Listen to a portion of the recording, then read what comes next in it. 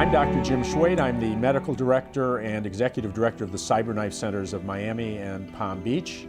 And I'm here today with Dr. Richard Boxer, who's a prominent urologist and a professor of urology at the University of Miami and at the University of Wisconsin. And we're going to talk to you today about prostate cancer. Dr. Schwade, can radiation therapy alone cure prostate cancer?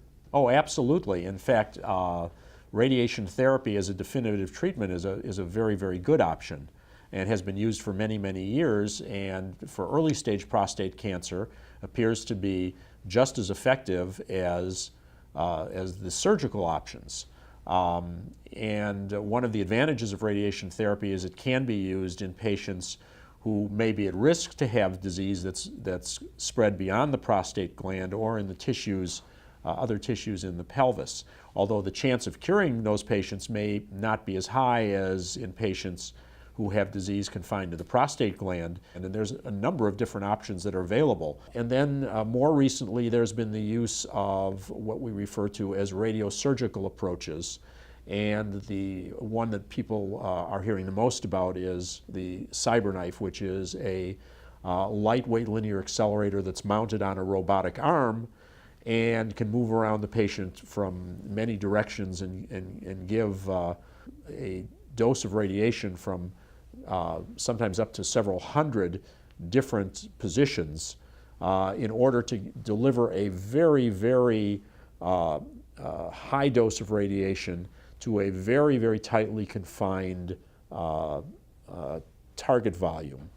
And that's generally given in 5 fractions over 5 consecutive days. The Cyberknife can also be used with external radiation, giving some external radiation to the prostate and the tissues around the prostate, and then use the Cyberknife in 3 treatments over 3 consecutive days as a boost. Both of those have been used. The Cyberknife, unlike the radioactive seed implants or the high-dose rate brachytherapy, is not an invasive procedure, although it does require the placement of a small number, anywhere from 2 to 6 small gold seeds, which the machine utilizes to localize the target. Those are inserted in a few minutes, usually in a urologist's office. But other than that, the Cyberknife is totally non-invasive. Now, all of these radiotherapeutic procedures, just like the surgical procedures, carry their own risk of side effects and complications.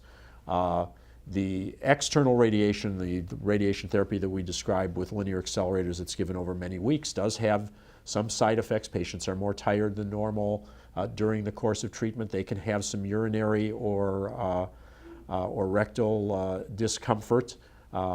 They can have some abdominal discomfort as well. And there is some risk that there could be damage to the bowel or the bladder or any of the tissues in the area, although the risk of those complications is quite small. And depending on the techniques used, the risk may vary. And so it's important that the patients discuss this thoroughly with their radiation oncologist, just as they should discuss surgical approaches with their surgeon. And in general, we have tended to recommend definitive radiation therapy in the older age group of patients, because in the older age group of patients, these are generally individuals who may not be able to tolerate general anesthesia or a surgical procedure. And in addition to that, there are effects of irradiation on normal tissue that may not show up for many, many years. So a younger patient who has a longer life expectancy may be at risk for long-term effects of radiation therapy that we simply can't predict many years down the road, whereas the older patient really doesn't have that long-term risk of complications for radiation therapy, so that the lesser side effects and lesser risks of complication of radiation combined with the fact that they may not be at risk long-term for those long-term effects of radiation therapy might make, for the older patient, a radiotherapeutic option better, where for the younger patient, a surgical option may be better? All options should be on the table. That is, watch, wait, and see, I'm going to do nothing, or radiation therapy for cure, or surgical therapy for cure. I think that, frankly, most urologists would not recommend surgery for an older person because of the complications.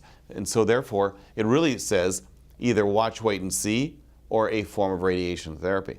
But what really is significant is that this older age group of patients for whom we thought treatment was not appropriate or may not be appropriate really needs to make sure that they discuss with their urologists the options that are available to them, correct? Absolutely. Everything needs to be individualized. Certainly there are patients who are 70, 75 years old should have no therapy at all because they're not well enough to handle therapy. But there are many people who are 70 and above who are quite healthy and have a life expectancy of over 10, 15 years, and they may be beneficiaries of the curative therapy. For more information on prostate cancer as well as other topics, go to cyberknifemiami.com.